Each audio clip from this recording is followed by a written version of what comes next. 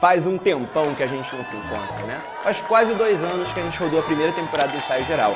Um projeto que a gente fez na paixão, no sangue, suor e lágrimas para trazer entretenimento e para questionar o espaço de atenção de vocês e para fazer uma pergunta. Será que eu sou capaz de reter a sua atenção sem nenhum recurso, falando por 10 minutos sem parar, respondendo a 3 temas que eu meio que não sei exatamente qual vão ser e tenho que adivinhar e ficar falando? E a resposta foi sim, a audiência curtiu. Mas naquela época eu tinha um público muito menor e eu era um cara mais coloridão, né? Eu tinha acabado de sair da pandemia, tava naquela moda pós-pandêmica, etc e tal. Então, assim, eu tinha uma questão over, né? E agora a gente tá mais maduro, né? Olha como eu tô todo de preto. Vai pro né? tema.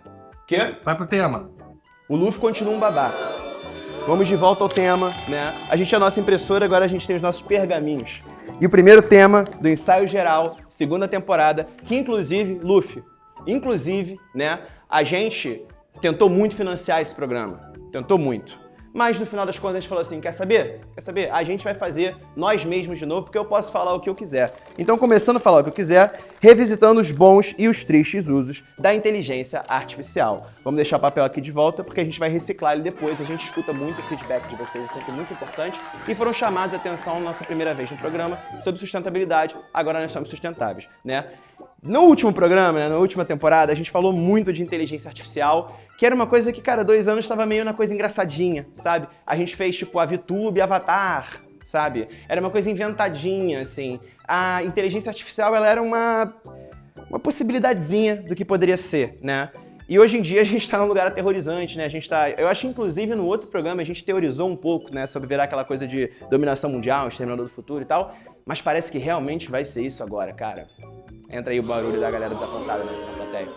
Porque o governo Trump, por exemplo, né, tá investindo, eles vão fazer um plano de investimento de não sei quantos trilhões ao longo de X anos em AI, e eles realmente acreditam que a inteligência artificial vai mudar tudo, né? No momento atual, a gente se diverte com ela, se engana com ela, né? Então, por exemplo, eu adoro ver as imagens da Elsa do Frozen, né, participando da Polícia Militar do Rio de Janeiro. Né? Eu adoro ver as imagens, por exemplo, que podem ser geradas no momento que você digita qualquer coisa e você cria cenas bizarras, né? Como, por exemplo, há 1 ano atrás, né, várias páginas de Facebook criaram um negócio que elas eram páginas tocadas por inteligência artificial e aí, com base nos comentários, elas ficavam produzindo prompts e imagens para gerar engajamento. Mas os comentários também eram feitos por robôs. Então a coisa ficou se retroalimentando de um jeito que você produziu Jesus caranguejo no meio do mar, você produziu imagens absolutamente bizarras e aterrorizantes. E eu acho que é meio que, né, nesse lugar é interessante a inteligência artificial. Vale o custo? Não vale, né? Se você parar pra pensar, não vale, né? E é uma discussão complexa também, né? A gente, por exemplo, teve um escândalo recente com o filme O Brutalista, que usou inteligência artificial para modular vozes, né? Falando uma coisa aqui um pouco séria, né? A inteligência artificial, ela hoje é meio que tudo, né? Tudo a gente chama de AI, né? Porque aí um feature de um programa, de qualquer coisa, ele fica meio que mais valorizado, né? Só que, por exemplo, quando você coloca a sua legendinha no seu videozinho, no CapCut, isso é AI também, né? Quando você coloca o seu som no Adobe Podcast, isso é AI também.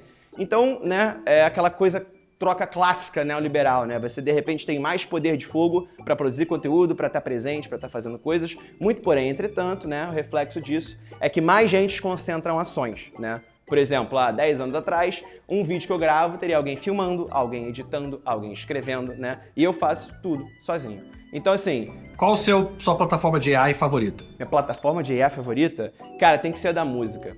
Eu sinto que a plataforma da música, inclusive, né?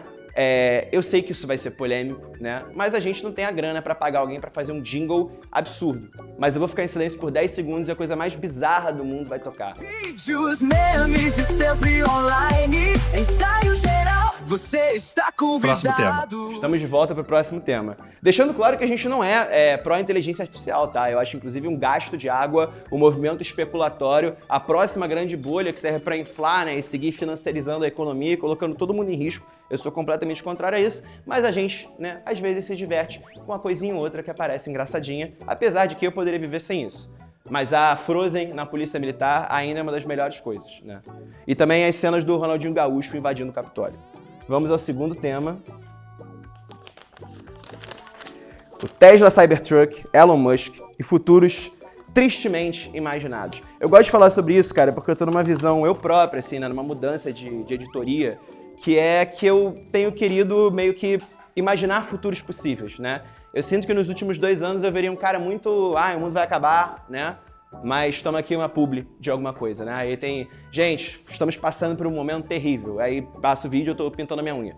E aí eu acho que isso não é uma coisa muito legal, né? Porque aí eu lucro em cima de deixar as pessoas mal. E eu quero que as pessoas se sintam bem, que elas acreditem em outras coisas, né? Mas isso vai na contramão, né, do que Elon Musk e o que a galera tá chamando agora de broligarquia, né? Broligarchy, né, que esses caras querem, né? Então você tem o Elon Musk, o Zuckerberg, o Jeff Bezos, toda essa turma, né, tá meio junta agora, junto do governo Trump, o que faz com que todas as redes sociais, inclusive a que nós estamos aqui falando, qualquer que seja delas, inclusive o YouTube, se tornem mídia estatal, né? O que coloca a gente num cenário muito triste, porque, cara, quando você vê um filme distópico, quando você vê uma coisa mais complexa, quando você vê o mal imaginado, no cinema, o mal ele tem alguma elegância, alguma estética, né? Em algum lugar você consegue entender como o mal seduz. E o que eu acho que é uma constatação muito triste é como o mal, nesse momento, é cafona, né? O Tesla Cybertruck, por exemplo, que é um lixo de carro, que não serve pra porra nenhuma, né? Sem querer criticar o Felipe Ret, né? Que tem o único Cybertruck do Brasil e anda ali pela Praça São Salvador com ele. Enaldinho tem um também. Quem? Enaldinho. Não tem uma ref, quem é Naldinho? É tipo um Lucas Neto. Nossa, tristeza, cara.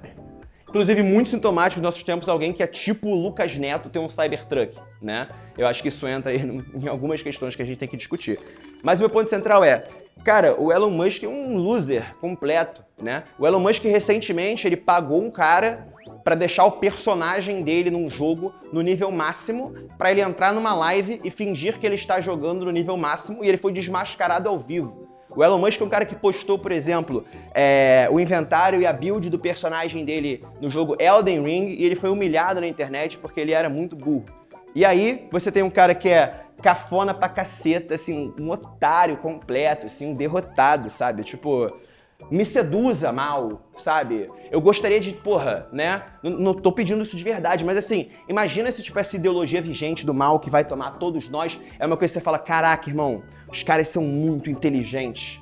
Como é que a gente vai superar esse mal que é tão inteligente? Mas não, o mal é burro. Só que ele é melhor do que a gente em usar as ferramentas, porque as ferramentas são burras. O que entra a gente num outro debate, que é, a gente vive esse ciclo, né, de imaginar futuros tristes, a gente tá com o nosso imaginário coletivo, ele tá totalmente sequestrado pela ideia de um futuro que é distópico, meu Deus, 2 minutos, de um futuro que é distópico, de um futuro que é triste, e ao mesmo tempo, né, o Cybertruck, por exemplo, é um exemplo disso. Você olha para aquele carro e você entende que aquele carro parece que deveria ter uma metralhadora em cima dele. Ele é um carro de apocalipse, né? Então o futuro, a estética do futuro é cada vez mais apocalíptica, é cada vez mais capitalismo de vigilância e cada vez menos lugares possíveis. E principalmente senso de coletivo. A gente está sem senso de coletivo. E recuperar isso é muito importante para que a gente possa imaginar futuros melhores, lembrando sempre que a gente vai ter que fazer esse exercício de forma contra-intuitiva, porque as redes sociais agora sempre foram, mas agora são lugares de mídia estatal, né, americana, principalmente, e de influência de soft power. Então, assim, situação muito complexa, porque a gente tem que imaginar futuros possíveis em interfaces, né, que fazem com que a gente, infelizmente, não tenha o que fazer, né? São interfaces limitadas. Próximo tema. Enfim, né? A gente se expressa com palavras limitadas na internet. A internet é rudimentar e por isso que todo mundo é achatado e aí as coisas ficam meio fascistas. Mais um tema, em 1 minuto e 20. O fim do mundo. Graças a Deus, não o fim do mundo. Porque eu posso emendar esse tema em seguida, né? Porque a gente já tá falando de fim do mundo e eu quero falar do não fim do mundo. Eu quero falar que é possível a gente imaginar coisas diferentes. Eu quero falar que é possível a gente sonhar, né? E parece meio otimista demais, mas é porque eu simplesmente cansei de ser um cara pessimista. E eu acho que essa era a ideia do primeiro episódio também. 1 minuto. É deixar claro que a gente pode acreditar nas coisas e pensar as coisas de maneira coletiva. A gente está num momento agora onde parece que a sombra venceu, de certa maneira, né? Independente do seu posicionamento político, a gente tem por aí, pela frente, essa ideia do iluminismo das trevas, né? Todos esses caras da tecnologia, eles querem acelerar as coisas, eles querem acelerar a cultura. E o pior desse cenário é que eles querem um aceleracionismo de destruir o capitalismo para dar, enfim, surgimento a um tecnofeudalismo onde as máquinas dominam tudo e eles estão no poder. Porque bilionários, eles não têm também cognição, né? Imagina o que é ser um bilionário. Ser um bilionário significa que a sua vida inteira é uma sequência das suas próprias preferências, você não é desafiado a nada, você não tem nenhum problema pela frente, né? Então é muito difícil esses caras serem inteligentes porque eles não se consideram nem humanos, porque eles não são questionados sobre nada. E agora, faltando 10 segundos ao final do programa, eu espero que vocês tenham refletido bastante sobre isso. Eu quero encerrar aqui do lado desse computador, que eu senti tanta falta, tanta saudade, para dizer a vocês Sejam bem-vindos de volta ao Ensaio Geral. Um abraço.